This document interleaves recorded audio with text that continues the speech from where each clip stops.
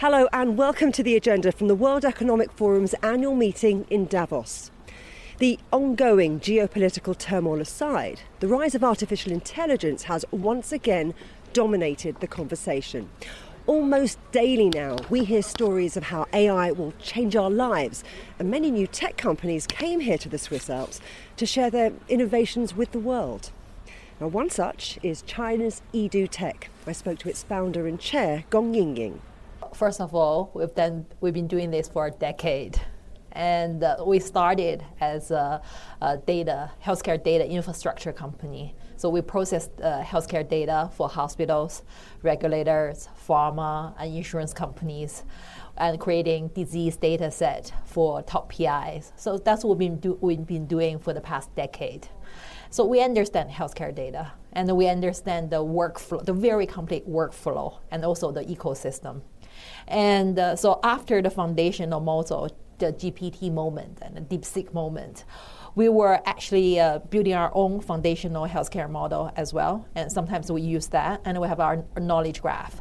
And now we're building agents, and like doctor copilots, pharma copilots, and insurance copilots on top of the data infrastructure what we have. So I think that's the difference between Yidu and other startups is the time, the expertise, the know-hows, the use cases, and also the iteration and the knowledge graph that we've been able to build over this period. Some of the things you mentioned, I'm going to ask you about in a moment, but I'm wondering what particular healthcare problem would you say you're trying to solve, and how does AI really make a difference? Yes. So when I was looking, Yidu is actually my first startup for my life, and probably the last one as well. And after Yidu, I probably will go into Buddhism and trying to solve moments of death and things much non-commercial. And but the reason I founded Yidu is I actually saw a possibility of using healthcare data and making it computable, and also have AI, and to be able to provide a new infrastructure that for the stakeholders within the entire ecosystem. That includes doctors. So now you have agents that writing EMRs for the doctors, and checking prescriptions, and also doing tumor staging, and so on and so forth. Doctors are much more comfortable working with a few agents at the same time. And for the pharmaceutical companies, we have a full end-to-end CRO business built on top of our data infrastructure.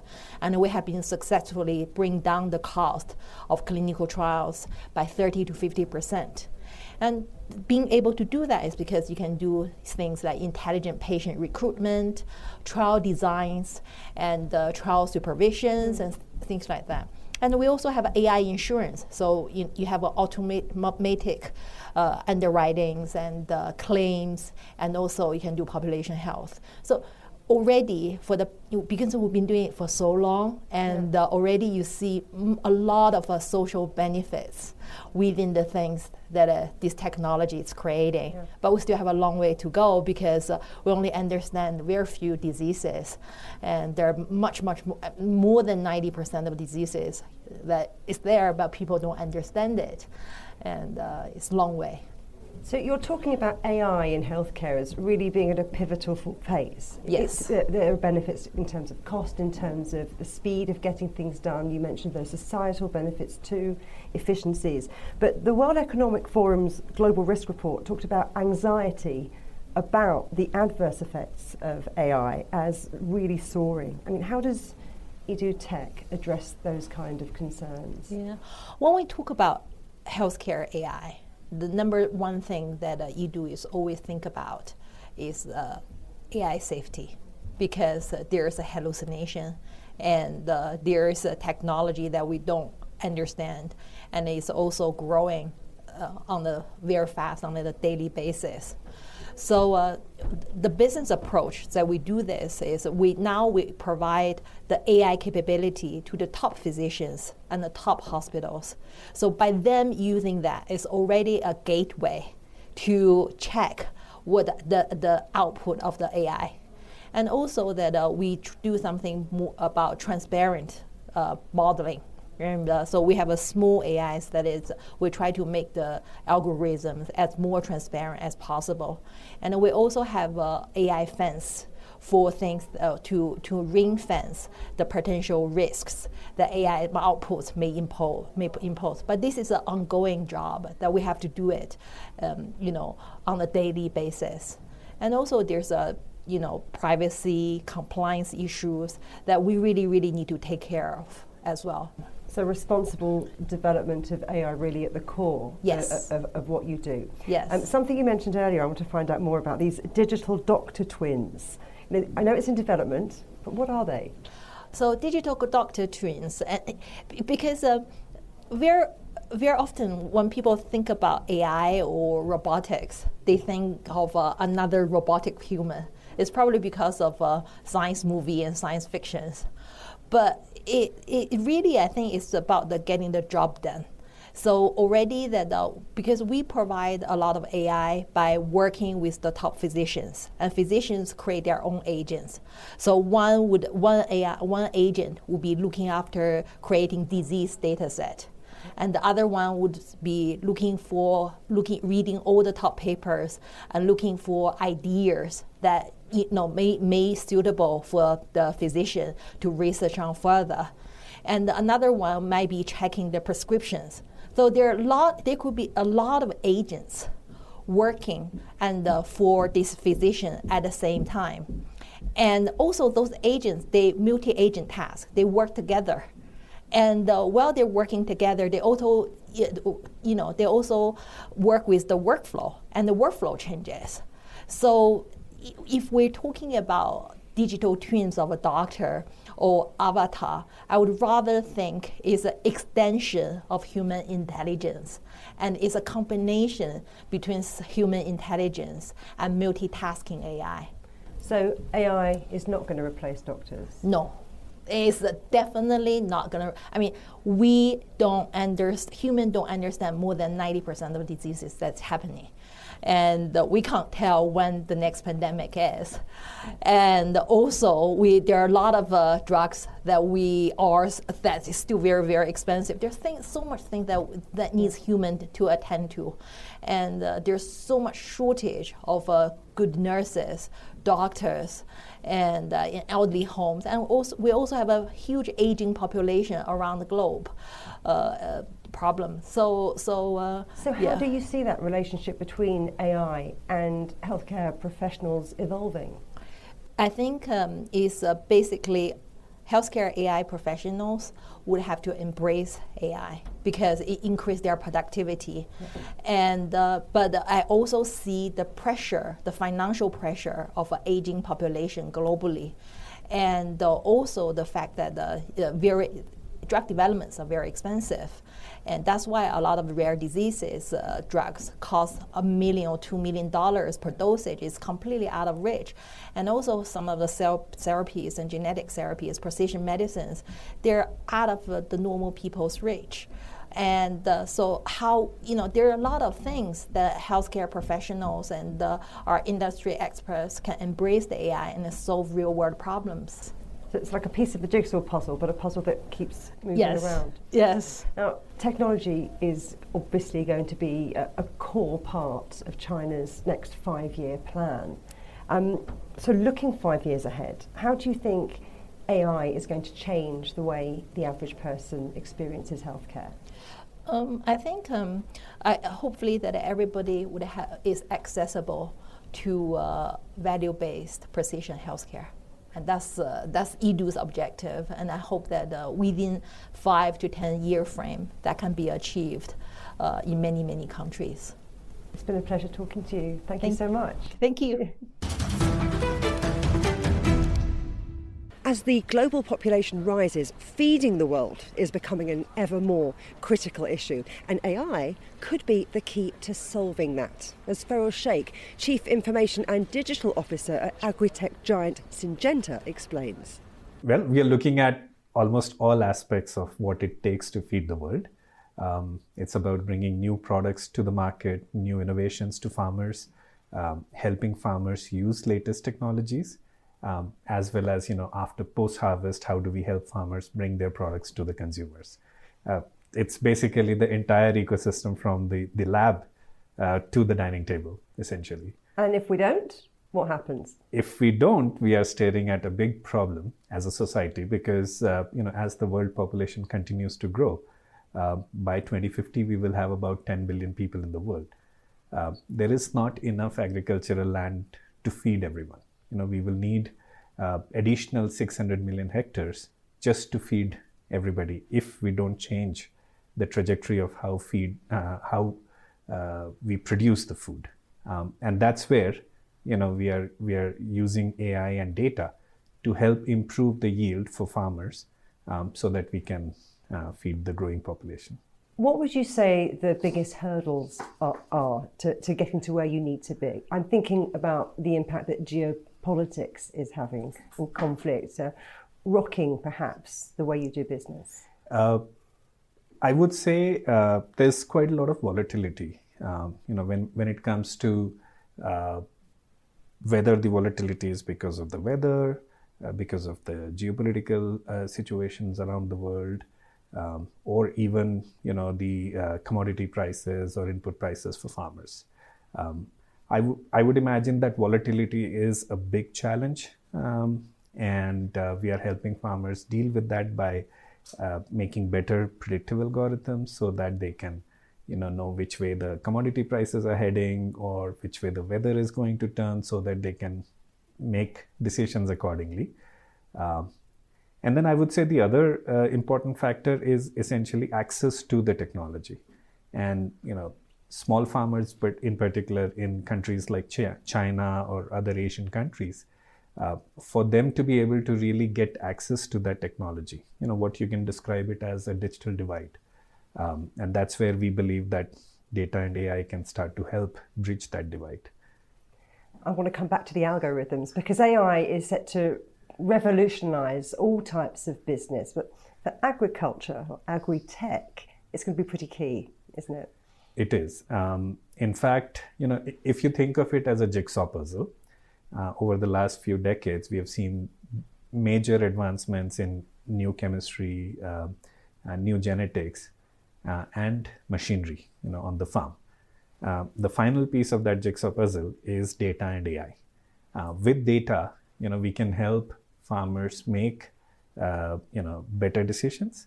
Those decisions could be related to the, applying the products and the machines that can spray it with precision. So that final piece of that jigsaw puzzle is really the key, in my opinion. So when it comes to agtech, it's about putting that final piece of puzzle in there.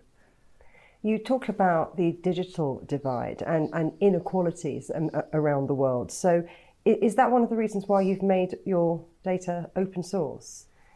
We've announced opening the CropWise platform for third-party developers to come and integrate. And it is one of the reasons. When you think about different countries, different farmers, every ecosystem is different. And you have to be able to solve problems in their local context. Some of the research that we did also gave us the insights that we have to solve the problems in the local context with Ipsos. And that's one of the reasons why we decided to open the CropWise platform that would allow other innovators, third-party developers to develop and integrate and offer their innovation to the farmers. But that's surely a big challenge for a company like yours, that there's no one-size-fits-all, a formula that you can roll out from place to place, from region to region, from market to market. Absolutely. There's no one-size-fits-all, and it will not work because the soil is different, the weather is different, the environmental stress factors are different in different markets, which is why when it comes to CropWise, the entire machine learning and AI behind CropWise is trained with local data. In China alone, for example, our modern agriculture platform is trained with more than 100,000 hectares worth of data, trained with the expertise of 2,500 agronomists to really make it hyperlocal. Faroz, it's been a pleasure talking to you. Thank you very much. Thank you. It was a pleasure as well. AI is also remixing the rules of music and the role of the human artist across the cultural world. I hosted a panel here in Davos about human creativity, ownership and power in an AI-driven economy with Grammy Award winner and tech entrepreneur will.i.am and Harvey Mason Jr, boss of the US Recording Academy. How scared are you about the effect that AI can have on music and on creativity? Scared is an interesting word. I am fearful in some regards, but I'm also very optimistic. I think there's so much potential. I think there is a need for guardrails and to make sure that there are controls in place because, as you said in your intro, thank you very much for the nice intro, I am a human creator. I love making music. I consider it an art form. I've worked years and years and years to perfect my craft, and I know Will has done the same. But I also see how AI and other technological advancements can be beneficial to creators that want to make great art. So fearful, but optimistic. Will, AI is often framed as being either revolutionary or destructive. So I wonder, from your perspective, what does it feel like? What does working with AI feel like to you? And what would you say is the most misunderstood thing about AI in terms of businesses? What do they get wrong? Regurgitation of imagination. We're utilizing a super tool to just repeat what we did yesterday. The song structure is still the same song structure. When the recording industry did not, champion itself on classical music song structure, the recording industry deemed that industry classical. Classical music was not like, we classical before recording industry. It was just music. So we're seeing the start of AI just mimic what the recording industry did instead of just doing something new. Similar to Charlie Chaplin. Here's a guy that was like theatrical and moved to Hollywood to create a new industry with Nickelodeons and film. And the way that the stories were told was totally different than theater. Even though theater was, made its way on film, but they couldn't because there was a limitation on film at the time. They couldn't do the whole entire play. So I see the same for what AI is supposed to be. It's supposed to be an industry of its own. So we should have 4 pillars by now. Publishing industry, touring industry, recording industry, this one. Not mimicking that one. So to create what is worth for itself, it's almost like it's looking for its own genre. With all the technologies, there's always supposed to be a new genre. As dominant and as amazing as technology is, there's not even a new genre. Yeah. But Harvey, I think, if AI can generate songs, if it can generate beats, voices, and my goodness, it can even generate a hit, what then becomes the scarce asset in music? Taste, discernment, decision-making, aggregating great ideas is what producers and songwriters have always done. Whether you're writing by yourself and you have 15 things, you get it out and it creates a song, or you are Quincy Jones and you're getting ideas from different people and you're pulling that together to make a great work, or you're using a tool like AI and you're using that to create something really spectacular. I think you're going to see a lot more people making music because of AI and having access, and the technology has allowed everyone access to the music creation and that process. But what you'll also see is a disparity between amateur music makers who just text something and it spits out a song, and people like Will or other incredible producers who are going to use the tool to make something new and different, similar to what he's talking about, things you've never heard before, things that are going to make others chase it, make AI chase what Will makes, or another great producer. So I think that's a big part of how the tool is going to be used. What do you think, though, Will? What do you think? Is there a quality in music that AI can't authentically replicate? I'm thinking the human soul. What era? Right now. Right now, it could do exactly what we do right now, because right now But you're talking about possibilities then. You think, No. okay, then what time frame is it going to be able to do it all? Right now, we're chasing algorithms. You want to go viral. That's right now. Right? And we guess. We're guessing how to go viral. And if an AI, it's not even fully autonomous yet. Yet. You're prompting now. In a couple of moments, you're not going to have to prompt. It's going to make stuff on its own. And it will understand the algorithm as the algorithm happens. We don't understand why the algorithm and what it is. We're guessing how to go viral. It will know exactly how to go viral. It will know all things at the same time. It will doctor things specifically for certain demographics, certain communities at the same time. And so from that perspective, because we're chasing algorithms, we'll lose. It will never, ever, ever rinse out its soul. So live, improv, live moments is what we are. Human to human interactivity in space, spatial awareness, emotion, feelings, rinsing out. That's AI proof. AI is going to dramatically lower the cost of being creative. So who economically benefits from that shift? Is it artists? Is it performers? Is it the labels? Right now, it's not the artists or the performers. Our hope is that it can be in the future, and people that have had incredible singing careers or songwriting careers can continue to monetize their IP or their voice or likeness. And those are things that we're hoping to build into, guardrails or legislation. There's voice cloning and style imitation. Consent and ownership then become really blurred. So do you think there should be some rules of the road that need to be established now to be able to guide the creative industries in the future? Countering how we normally would answer these answers on a panel, which is long-winded responses, I'll say, yes, absolutely, of course. There's got to be regulations to make sure artists are protected and paid fairly and they have approvals. All those things have to happen. So I would go even deeper. I think every single person needs to have some system that harnesses their individual data, their steps, not just giving your steps away to a company, your searches. And to have searches, you need your own agent at home. You're not going to buy a house without a refrigerator. You're not going to buy a house without plumbing. You're not going to buy a house without, air conditioning.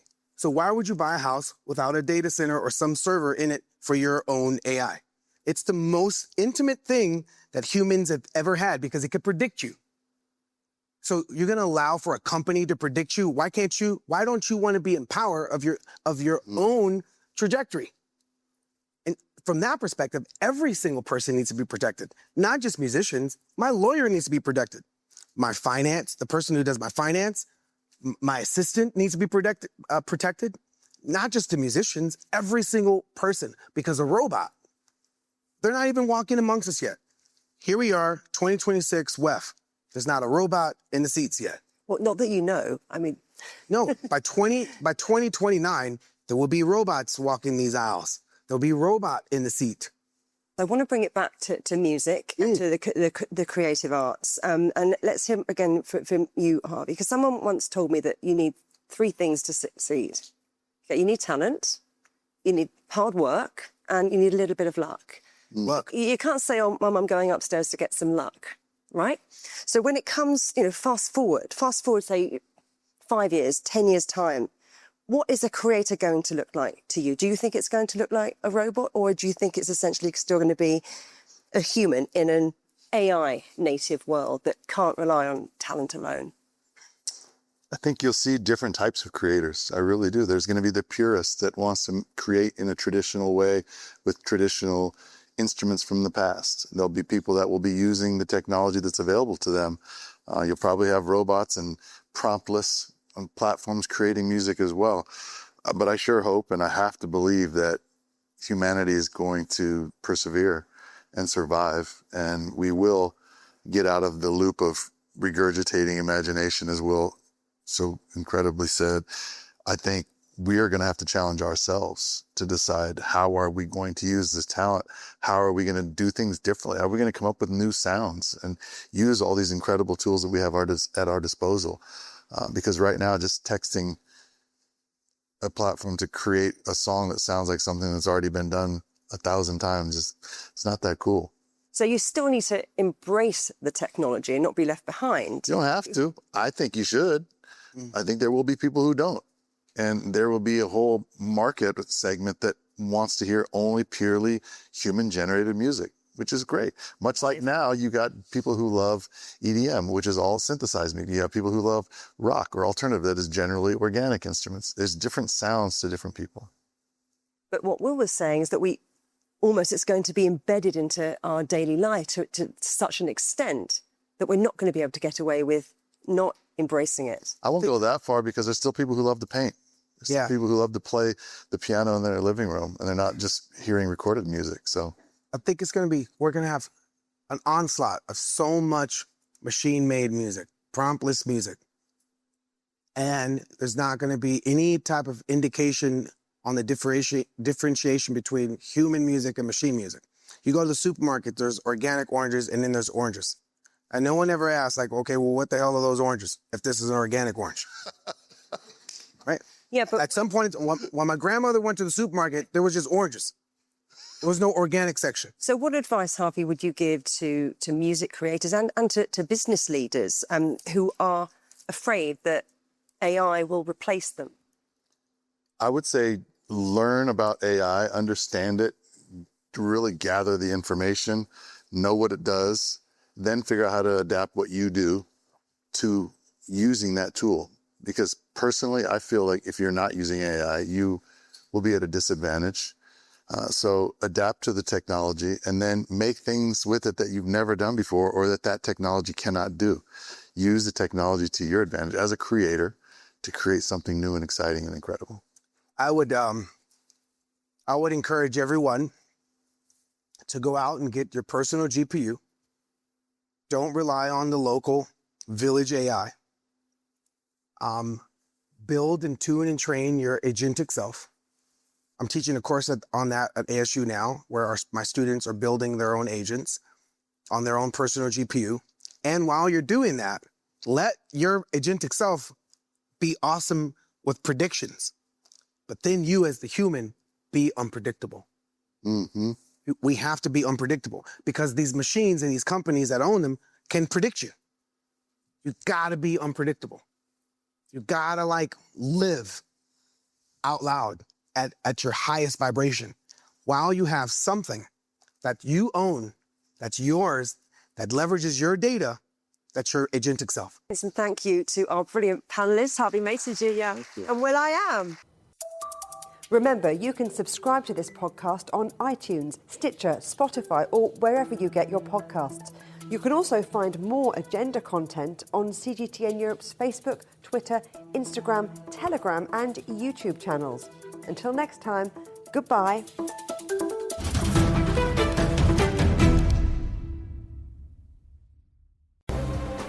The most interesting questions. Are there other living beings beyond Earth? Will man or machine be in charge? Great question. Always have more than one answer. Well, hold on, let me just draw up a list. And always come from more than one person. That's where the credibility lies. The concept of having a machinery which is alive and evolving didn't wait for us. The end of inequality of incomes and wealth around the world, can you imagine how difficult that is at the moment to achieve? Every episode, Stephen Cole, Murray Beveridge, and some of the brightest minds out there shed light on the answers to some of the most intriguing questions. There are two ways of looking at this. Machines can't really discriminate between civilian and military targets. The Answers Project. Maybe we need to just look at this in a bit more detail. Extraordinary claims require extraordinary evidence. The Answers Project, a new podcast from CGTN Europe.